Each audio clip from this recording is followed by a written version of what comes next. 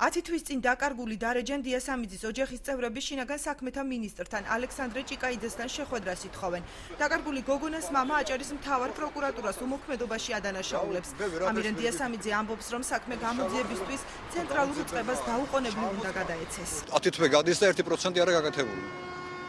მე რომ თვითონ შევეკითხე რომ კვაყოფილი ხართ მეთქენ არ ვარ კვაყოფილი. მინდა მიმართო ბატონს ალექსანდრე ჭიკაიძეს შინაგან საქმეთა მინისტრ საქართველოს რომ ბატონში რომ შემომბრძანდება 5 წუთი დაზოგო ჩემთვინ დარეჯანის საქმეზე და გამომეხმაუროს. გაუჩინარებული გოგონას მიცოლა მაცნესთან ყვება რომ საგამოძიებო უწყებაში დაკითხვაზე რამდენჯერმე იმყოფებოდა, თუმცა საქმეზე დამატებითი დეტალები მათთვის ამ დრომდე უცნობია. ირინე ბურჭულაძე ამბობს, რომ დარეჯანი გაუჩინარებამდე მასთან იმყოფებოდა, მაგრამ უჩვეულო არაფერი შეუნიშნავს.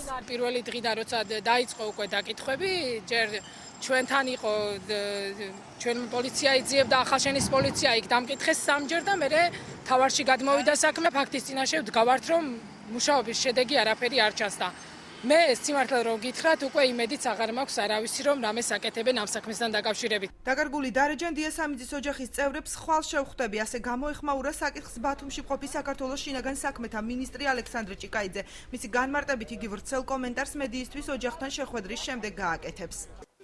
დარეჯან დიასამიძის საქმესთან დაკავშირებით აი ხვალ მაითხოვს რომ შევხვდები. შევხვდები და შეგეძინათ რომ კომენტარი